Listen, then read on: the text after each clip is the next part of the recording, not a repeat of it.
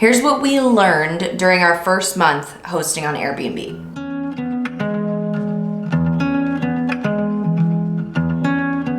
If you've been following our journey renovating this house, awesome. If not, you can go back through our YouTube channel and watch all of those videos, the good, the bad, the ugly. But now we have been renting out this house on Airbnb in Joshua Tree for a month now, and we figured that we would give you guys an update. These are the things that we found work for us. Did we talk about income?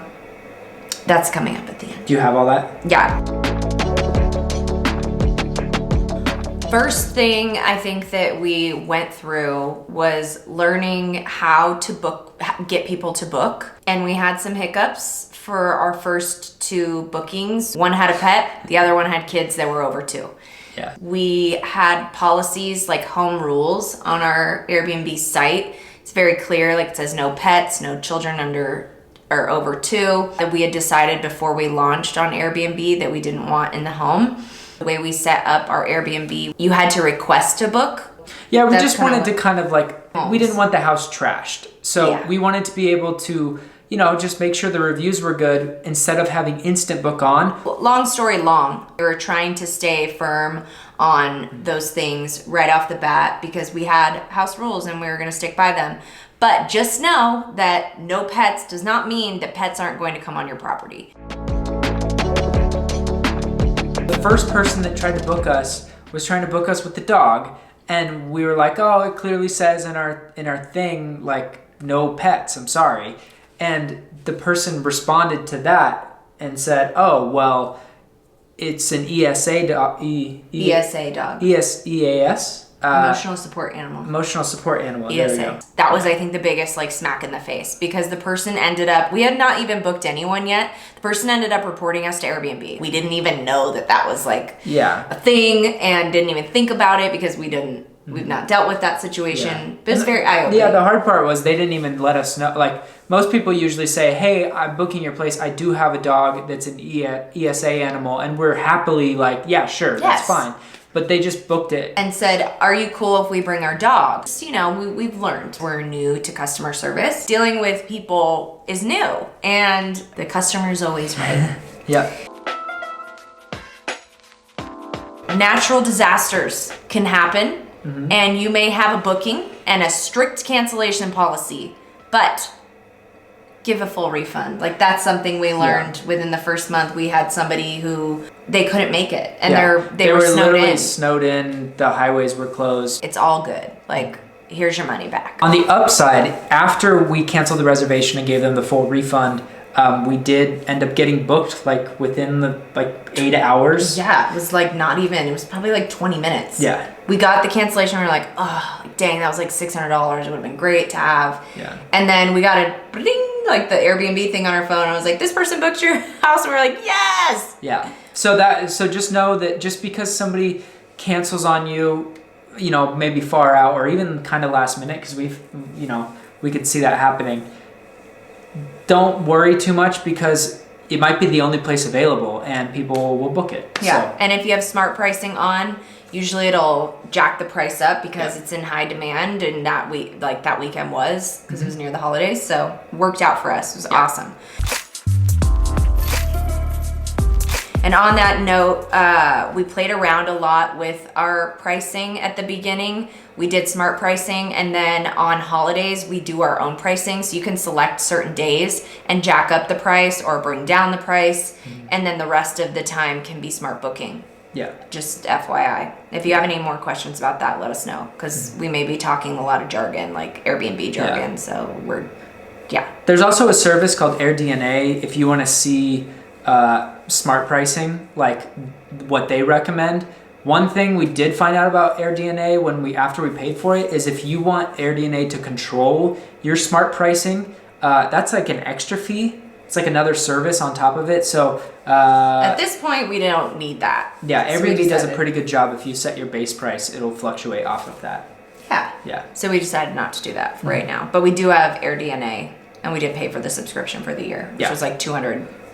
Which it's nice to see, like, hey, okay, 4th of July weekend, what is the average rate that other people are charging at, and you can compare with same Bed Bath amenities and stuff like that. So it is a good tool to have. But I thought it was going to control our pricing as well, but it's not. It didn't. Yeah. So yeah, it was kind of a catfish for you. Yeah. The welcome list. When people book us, we learned that we'll send like a little message right off the bat that's something that it's copy and pasted basically. Like, thanks for booking with us. We'll let you know your check-in instructions 3 days prior to your stay. 3 days before, I don't know how I remember, but I do, and eventually we're going to get too slammed that I'm not going to be able to do it. Airbnb reminds you, like, hey, this guest is coming. I think it's 7 days before. I'll know, like, oh shoot, okay, in a couple days I need to do it, and I'll set a reminder on my phone or whatever. And we'll send all the check-in information, how to drive to our property because we're off-road, and we'll send the lock code to whoever's coming. So I'll make a new lock code for them and send that specifically to them. Always over-explain, like on the check-in information, we have like, you are going to drive a half a mile down a dirt road.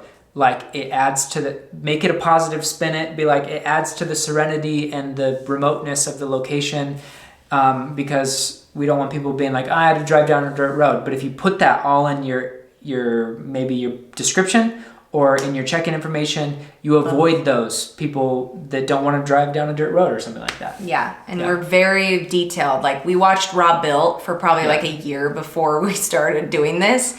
And he said, make your description on your Airbnb listing as if it's a blog about your house. Yeah. And that is what we've done. There is all sorts of information on there about places nearby that we love, is all in that. All on our page. We do have a one sheet that we got laminated for $2 at FedEx. Has all the check-in information and all the checkout information. One piece of advice, we have barely had any questions about anything in the house because I over-explained. I've been to so many Airbnbs and I'm like, how do I work the fireplace? What happens with the barbecue? Don't assume that your renters are going to know how to do things because you don't want them to do them incorrectly. If you say the barbecue, turn the gas on, then press this, then do this. Once you're done, clean it and cover it. Like, step by step. Step by step, you might avoid a lot of messages and stuff like that because in our first month, we didn't get really any messages saying like, hey, how do you do this? We also have our fireplace, like a sheet laminated, like you had said, like instructions for the fireplace. We have a sheet laminated and by the fireplace for people. So yeah, and we have a welcome basket. We give people waters, we give snacks, and soap for their hair and body. Yeah, just normal Airbnb stuff. Yeah, that kind of fun stuff. With our calendar, we decided to go 3 months. We started out just opening up 3 months because you can do, I believe, 3 months, 6 months, a year, and then like your calendar's just open forever. The reason why I initially thought that way to do the 3 months out was because if everyone's calendars are open and all these places are booked and then we pop up as open and you're looking during that time and you're like, oh shoot, there's so many places. Oh, look at this beautiful gem. We'll book that one. What's next? One thing we learned that we can live without, even though it's very unfortunate because I love it, is eucalyptus in the shower. Yeah. It's just not ideal. Little touches are hard to upkeep if you're not living really close or you're not the one flipping the house. Things that are sustainable for people that are managing their own properties, I would say to steer away from eucalyptus and little like things that will die, which is it's fine. So what I've combated that with, I guess, or switched out in my own mental, I got a room spray that's like a Palo Santo kind of spray. I'm like, you know what, if we can't have it be like a spa, I'm gonna have it have a signature scent. Yeah, some people are allergic to scents. They let us know ahead of time. We did have a guest that did that and I swapped out things and we didn't use the room spray. So you can not do that as well. Cleaning the house ourselves. What have we learned about cleaning the house ourselves? Yeah, so in the last month, we've cleaned it after every guest and we've learned, one, how hard it is, so two, hard. how hair gets everywhere, and bane of my existence. 3, we've learned that your cleaners are probably going to be your most important people because they're the ones that are there in between and they'll let you know what's right or wrong. So I think that when we hire cleaners for the long term, we are going to have to make sure that they are just on the ball and on it, because another thing is laundry. If we do like 1-day stays, right now we have a 2-night minimum on, just for our own sanity, so we don't have to drive back and forth. What about you for cleaning? Oh, yeah, laundry. You definitely need bigger washer and dryers if you're gonna have a lot of laundry. Cleaning the house ourselves, I had learning the difference between a deep clean and like light cleaning, because every time we deep cleaned, and it was like 3 hours to clean the house, because I was like cleaning the baseboards and stuff. Lifting rugs. Obviously all the sheets are fresh and everything like that. The shower's clean. But like dusting, really like dusting everything off and like getting the windowsills. Like we'll do that every other guest, and getting under the rugs and stuff maybe every few guests, because it just was, it's taking way too long. Yeah. We do talk about income. So if you're still watching, just know we do talk about our first month income coming up at the end of the movie. So watch till the end. At the end of the movie. It's so long. At the end of the video. It's not a movie. Lost and found is next for us. First month we had somebody leave a hat. It was like stuck in the bedding, and it was like really sentimental hat to this person, so they asked us to send it back. So things like that will happen. Yeah. Usually we'll wait like a week, and if no one says something, we'll either hold on to it or toss it, depending on what it is. People leave food in the house, and if it's unopened, we'll either leave it. Like we had some really nice milk that was left and some iced coffee we took home with us. Yeah, it was nice. We took it home because it was cold brew. But like beers and stuff like that, we have a bar, so we just put them in the bar, and they got drank. Yeah. So I think that's a nice touch, but I wouldn't leave anything in the fridge. No. Make sure your maids take everything out. The last thing you want when you get to an Airbnb is to see like food from somebody else. Yeah. So I think the only thing I would allow is either like ketchup, mustard, or something like that, or like unopened alcohol if you're running a place that's more geared for adults like us. Yeah, so on the topic of oversharing, we are on a septic tank here, and light switches are kind of confusing. So the two things that we did to get people, and like I said, we didn't have anybody reach out to us. We put a sign in the bathroom that said, only toilet paper down the toilet, we're on a septic tank. And in the kitchen, no food down the drain, no food down the drain. A septic tank. There's a little thing that catches it, and then you just throw it in the trash. And on all the lights that are confusing, we got a labeler, and we labeled above the light switches like, this is the living room, this is outside.